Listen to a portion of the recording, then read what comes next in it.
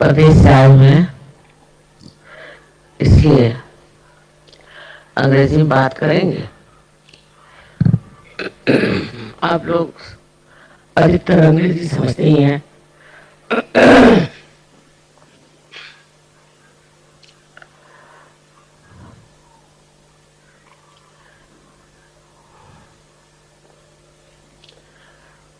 Today we are going to have the puja of Sri Krishna.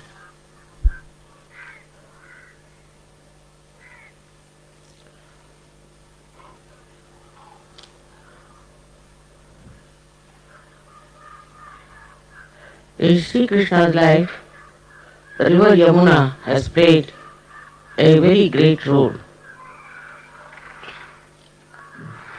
Yamuna river is a very deep river and the water has a blue color, which they say Sri Krishna also had.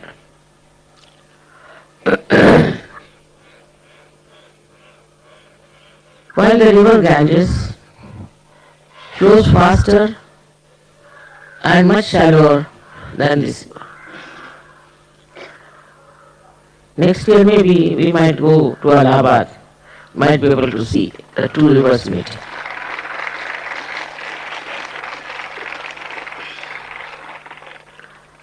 The whole of Haryana has been a very, very historical, mythological place. You must have known about it, that Pandavas and Kauravas fought in Kurukshetra, and also all this area has been used since long for meditation. Markandeya, whose name you have heard many times, meditated in this area. First he was in Maharashtra, where you have seen the Saptashringi. And after that, he came down here and meditated and wrote his treatise. Everywhere you find a place of a peer. Also they are realized souls who have been respected till today.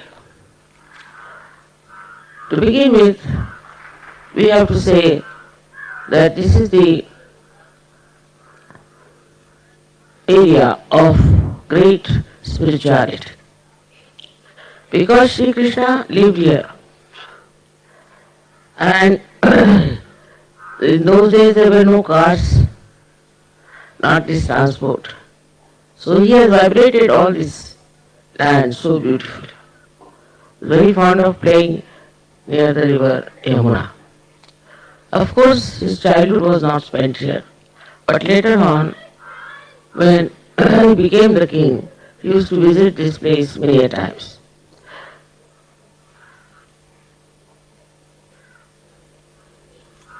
We have to understand his character in a very special way.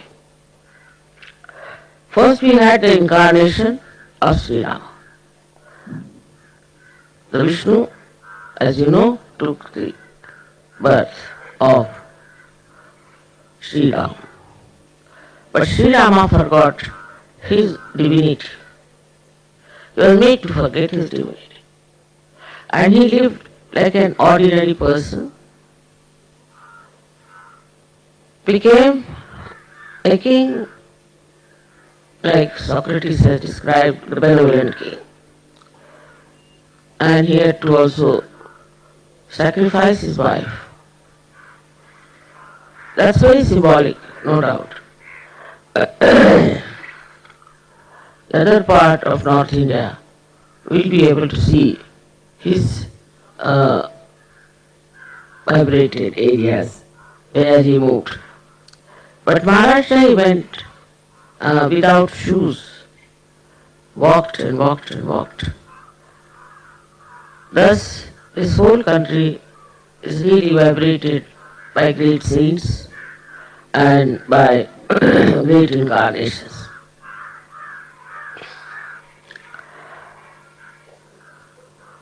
Sri Krishna's one side was that he was like a child and he wanted to create an atmosphere of mirth, of joy. Because at the time of Sri Rama, after him, the religion was taken very seriously, and people started doing very serious type of religion. The same incarnation again reappeared. Sri Krishna. And Sri Krishna wanted to show that spirituality is not serious. It's Leela. It's a game that you have to play. And in his lifetime he showed. People don't understand him at all because from Sri Rama's concept they cannot condescend to come down to the sometimes to the level of Sri Krishna, which was I think was much higher. Because he had to show that all this world is just a joke, is Maya. And beyond that is joy. His whole style was very interesting. That time they couldn't have such beautiful pandals, they couldn't have so many disciples. So he tried on his own style. And his style was, when he was a child, there were many milkmaids whom they called gopis. They would be taking their bath in the river Yamuna. Not here. He would just break their water pitcher and the water would flow on their back. This Yamuna river was vibrated by Radha. Radha. Ra means energy, Dha means the one who sustains. Radha, Dharayati Sada.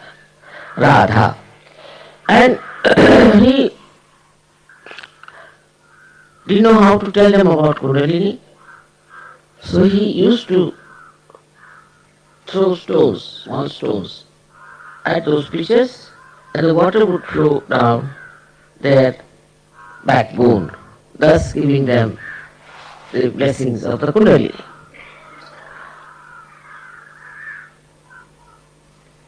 His style was extremely simple, playful, mirthful, and nobody understood why he was doing all these things. Also, when he was a very small child, there were ladies who were taking their baths. So he was trying to raise their Kundalini and he hid their clothes. He vibrated them. So many people don't understand. A little child is so innocent. And he was teasing them and tried to show that life is nothing but joy. And he gave them those clothes.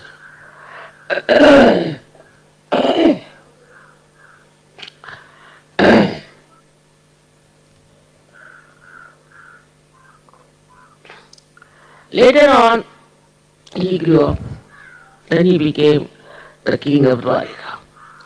In our country, there are very westernized intellectuals. And they try to say that there were two Sri Krishnas. I mean, they want to analyze everything without understanding spirituality. What is the subtle thing behind it? He had 16,000 wives, as they say. They were his powers. See, for men, I am a mother. I can have thousands of children, boys, girls, men, women. Nobody can say anything about my character. But for men it is very difficult. So he got all his powers born as women who were married to some king. Not married, actually he had abducted those women and put them in jail. So he saved them from there, brought them out and married them. Now if you see the accent is on marriage. He married them. These were his 16,000 powers. As you know, he has 16 petals and 1,000 of the Sahasrara 16,000 powers which he married. Then he had 5 wives, for which also people have objection. Only Krishna can do like that. 5 wives are the 5 elements.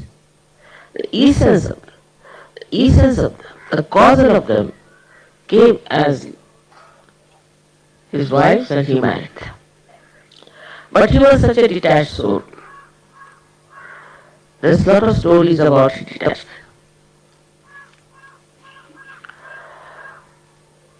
There was one great rishi, meaning a saint, a sage, who had arrived on the other side of the river Yamuna. This was in Dwarika. And there was no Yamuna river, but there was Narmada and Tapi. And they wanted to go and serve the sage. So when they went near the river, they found the river was all flooded. So they went back to Sri Krishna and said, see, we are going to worship the sage and the river is all flooded.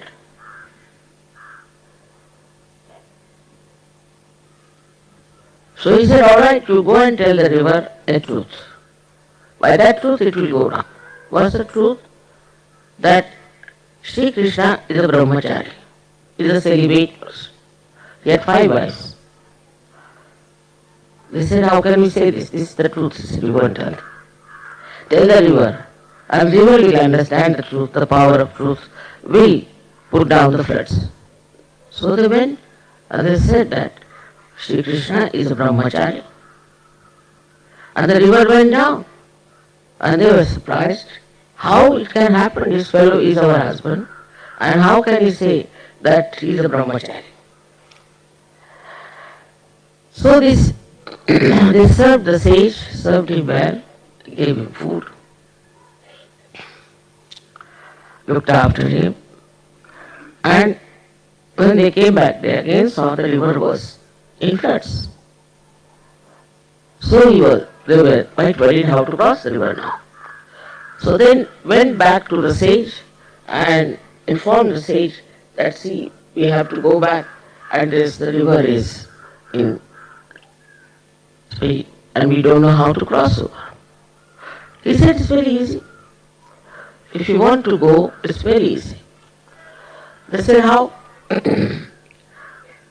How did you come? They said, Krishna told us like this to tell that the river is celibate. That I am celibate. And the river, Narmada is also a celibate river. So the river went down. Alright, then you go and tell the river now that I didn't eat any food, nothing I ate. I'm just fasting. They said this fellow ate like a glutton and telling us a lie like this. And how are we to believe this man? So they went to the river, and to the river they said that this sage didn't eat any food, he is on a fast, and please go down. And the river went down. So they were surprised how this fellow has eaten everything. And despite that, when we told such a big lie, this river has listened to this lie. So they crossed over. The point is, those people who are at that level, even when they eat, they don't eat. Even they are married, they are celibate. It's a state. It's a state in which you are completely detached. Absolutely detached. You don't feel the attachment of the work you are doing or the life you are leading. I cannot say how one should become detached. Of course, with the Kundalini working out and you meditating all that and fixing the Kundalini properly, it will work. You will be amazed how you will become detached about things and how you can manage things without feeling that you are doing it. how you can work out so many things without feeling even tired. It's a state, and that is the state one has to achieve. Now for that, whether you are at that stage or not, first thing you must notice how many times I use the word I, me. How many times I said, I saw these, I enjoyed these, I this, I that. Or this is my child, this is my house, something like that. When you start using I too much, then you are not detached. Try to introspect. How many times I say, I have got this work to be done, I've got to do this, I must furnish this, I must achieve this is the goal of my life. These are all words of illusion. Once you get detached, it's a state again as I wouldn't say that by standing on your head you will become detached or anything like that. It's a state into which one has to grow. So Sri Krishna's message all his life was complete detachment. Even when he went with Arjuna for a war, he said, I will be just the driver of your chariot. But I will not raise any weapons. I will not fight. I will be just your charioteer. And if you agree to that condition, I will be there. Actually, when Arjuna had a question, how can I kill? These are my relations, these are my gurus, these are my uh, close people, my friends, how can I kill them? And he became very depressed. When he became depressed, Krishna said that do you know they are already dead? Anything that is born has to die. So, you have to kill them. Now people can say that Krishna was preaching violence. No, not that.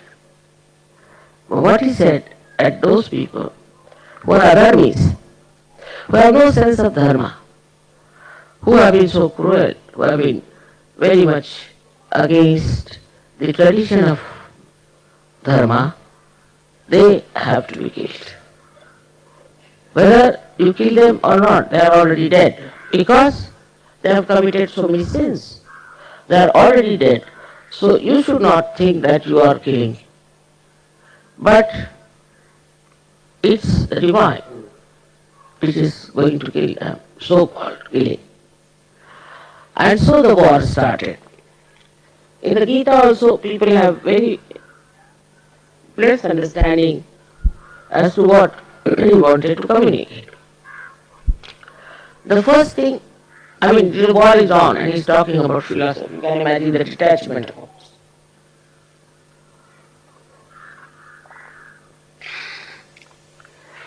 The first thing he told him that you should take to jnana. Jnana means both. Both, as you know, is only possible through enlightenment. So he said you should take to jnana, to both, which is enlightenment. But people don't understand jnana. They think that by reading books, by reading all kinds of, there are so many criticisms of Gita, reading all that, or understanding about Gita. There are many in this country who are giving lectures on Sri Krishna. In their own lives they are horrible. So, he told the best thing that is to be done. That is the only thing to be done. He was not a businessman. A businessman will tell you first something that is not so good, then better, raising you slowly. But he said outright, That is the one by which you become Stitapragya, means Sahaja. He said clearly. But Arjuna said then, if it is so, why do you want to me to go on war, to do this karma? That is also very much misunderstood. Only after realization you can understand what he meant by doing karma. He said it very clear that you do your work, karmas, your whatever you have to do, your action, and put it at my lotus feet, which is an impossible situation. As long as you have the sense that you are doing something, ahambhava, that due to ego you might call it, as long as you have this feeling within you, or maybe when there is still that I is existing within you, you may say that I am putting it at the lotus feet of God, but you don't.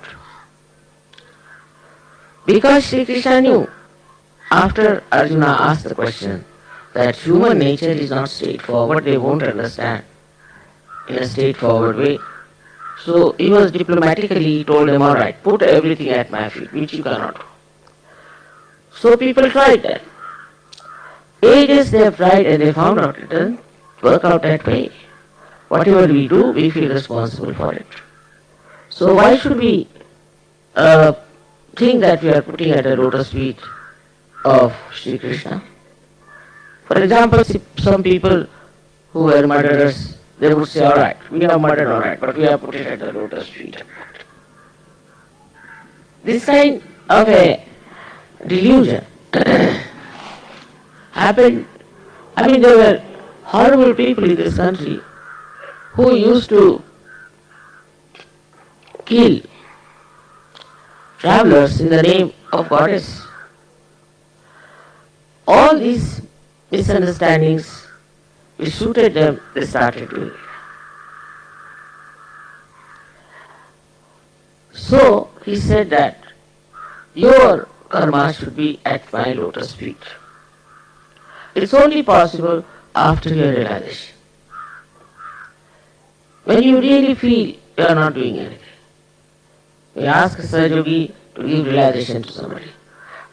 He tells me it's not going, it's not working, he talks like a third person. He becomes a third person. He never thinks that he is doing it. He is raising the Kundalini himself with his own hand. He doesn't say, I am doing it. Or he'll just say, doesn't work out for him. Doesn't work. What's the matter? He would just say, this chakra is there, this problem is there. But he would never say that I am doing it. So this karma, this action becomes a karma, means non-action. Though you are acting, doing everything, still you don't feel you are doing it. That's why he said normally people would not take to self-realization. So better to give them this condition that whatever you do, you put at the lotus feet of God.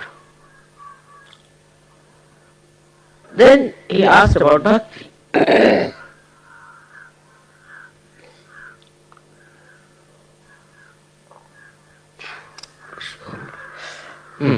So for bhakti, he said, alright, very clever, I am not that clever as he was. I am telling you everything straightforward. Because he knew human beings are too clever. And if they have to be convinced, they cannot be convinced just by telling them straightforward things. So he says, alright, whatever flower, water, fruit, you give it to me, I'll accept. That's the bhakti part. But this is now the trick. The bhakti is to be done when there is not the other. Ananya. Ananya means there is nobody else. you and me. That means you should be connected to me. Then only you can do bhakti. But nobody understand the meaning of word Ananya, or they don't want to understand. Ananya means where there is not the other. Means you are self-realized. That's the bhakti I will accept.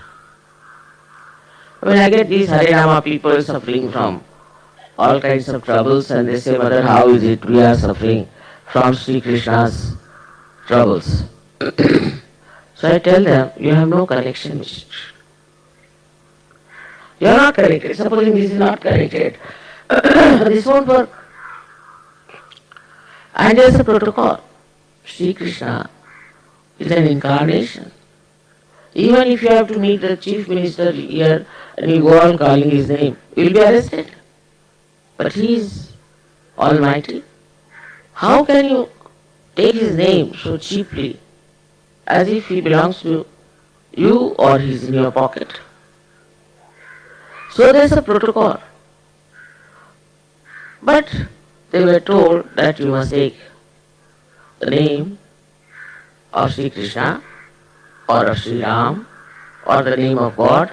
You pray to God that you should not forget God. That's the reason.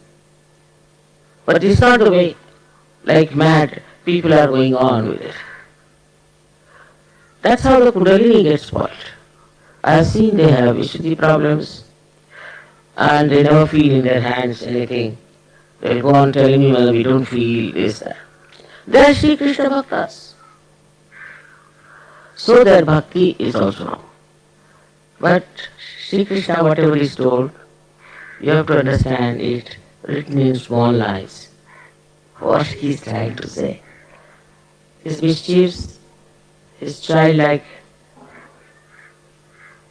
pranks he used to play, all were so sweet and beautiful. To create a feeling for the innocence, respect. I mean, Indian if he sees a child, he develops a kind of a feeling which is called Vatsalya. The feeling of great love and affection and protection for children. But in the West I am surprised the way they are under attack. Children are so much under attack. I don't know why are they doing. There is no feeling of Vatsalya at all. It's something so cruel. I don't know if they are possessed or there's kind of a influence of their previous lives or whatever it is. It's very common with them. The way they attack innocence, small children. It's impossible to understand. How can human beings do that? So, Sri Krishna's childlike behavior, so beautiful that makes you feel that love and affection, protection for the little child. Sri Krishna had a sister, as you know, Vishnu, and she is the electricity. We have seen in Kabila, in Canada, the miracles of Vishnu. When I went to Canada, it was said by the Aboriginal people that when the Holy Mother will come, the whole sky will become red with lightning. And the lightning started. Next day, even before it was daytime, I saw the sky red like this, completely red. So many people saw. But there were 16,000 lightnings, 16,000 lightnings. It was in the newspaper up here. It was going on dum dum dum dum the whole night. Then I said, now I'll go and sit in the bathroom so it will stop. And then it stopped. Otherwise going on like that. How he was connected with the Pandavas. Draupadi was also his sister. So Vishnu Maya was born as Draupadi. Also his mother was there, Yashoda. And when Radhaji was the Mahalakshmi, Mother Mary, and she gave birth to Sri Ganesha, that was Lord Jesus Christ. In India, nobody would doubt the uh, Immaculate Conception. Nobody would doubt. But for others, it is too much to believe in the Immaculate Conception, or they are all arguing and saying all kinds of nonsensical things. Because Ganesha was created like that, and also Christ could be created like that. इसकी कोई जरूरत नहीं है क्या?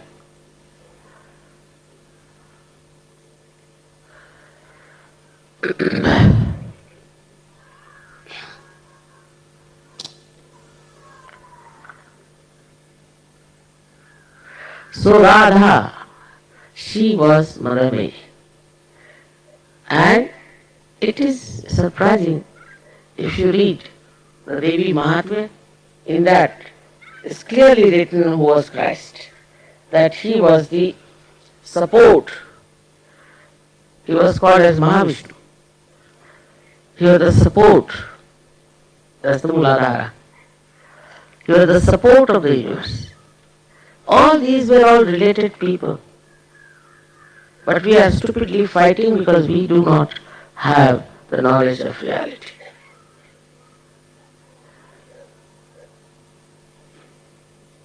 So, Radhaji wanted to give him the name Yashoda. So he called him Yesu. In Hebrew it is Yesu. Also in India, Yashoda is called just Jasoda. Many people call it Jesu. That's how he became Jesus. You can verify what I am saying on your vibrations. So they are all related to each other. And greatest thing is they are divine people. We cannot understand them, we cannot analyze them, we cannot pass remarks about them. It is a sign of human arrogance. Because his knowledge is so limited. And with that limited knowledge, he wants to talk about divinity which is beyond the brains, beyond human intelligence. So only thing we can do is to be humble and to be surrendered. That's how Islam came, which means surrender. Where are they surrendering? God knows. Or Christians, where are they following Christ? Hindus, where are they following the principle that everybody has the spirit in their heart? How can you have caste if everybody has the spirit? Now, thank God, so many people in the whole world have become Sajogis. We have transcended all these artificial barriers in our divine life. How can divine divide people? Some higher, some lower, cannot be. Only thing is you have to achieve that state in which you see the whole world as a drama, as Sri Krishna has said, and you are the witness, the sakshi of all that. I had to tell all the story about Sri Krishna because this river Yamuna reminds me of all those beautiful things he did. And also I was happy yesterday the way you are dancing, the way you are enjoying, which is very, very significant. And the ones who did this before were not saints, they were ordinary people whom Sri Krishna wanted to hold hands, called Ras. Ra means energy, Sa means with. They all were holding hands, so with the energy of Radhaji, everybody was getting enlightened. All these things, as in all religions, have lost their own meaning, have lost their own form, and they have become very corrupt.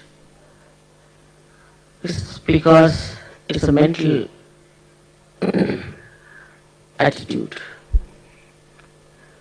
If you have a mental attitude, it has its own limitations, and after some time, there is always a decline of all these mental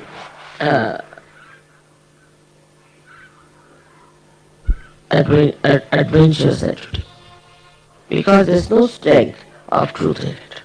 That's how you find decline in arts, in music, in everything. There's a decline coming. But now you people have found the truth, so please try and understand that the truth is the one which is eternal. And the truth is love. Truth is divine love. And this divine love has no consequences. It doesn't claim anything, doesn't want anything, it just wants to love. And when you see this all-pervading power, being kind, everybody here has had some sort of a miracle. And most of them have told me so many miracles that, Mother, this happened, that happened, that happened. It's all done by this all-pervading power of divine love. And also to convince you, it is doing so many things interesting of showing different types of my photographs, is that. But the best was this time in Navratri. In my photograph, I saw a background which was rather very different. Like something round was there and there was a curtain and somebody peeking through that, like the sun peeping. But when I went to Moscow, I was surprised. The whole scene was behind me there. So it was before it was even made or conceived. It was seen there in Navratri Puja. That means all these things also that you are conceiving are suggested by the divine. Otherwise, how can it be possible that 1 month before we got that kind of a photograph, which I was wondering, how can that be behind me? And that was there when we went to Moscow, everybody saw this. It's very surprising. So all kinds of tricks he's playing. Even when I'm not there, he shows I'm there. And it's working out in so many ways that one has to understand that what we think is miracle is a play of this all-pervading power. I hope you have enjoyed your stay here, and we have still a big tour to go on. I hope more people are coming now, so you are all comfortable here. After realization, actually I've seen people don't care for physical comforts. They just care for the comforts of the spirit. People are very deep, and you have met the people of India. They are also very deep people, very good, humble people. We are all part and parcel of one body, and that's what one has to remember. I hope you are all right, all of you, and tomorrow, you don't know, it's a very, very cold place, they say, let's see. As the sun has come here, maybe the same sun will help us there. May God bless you.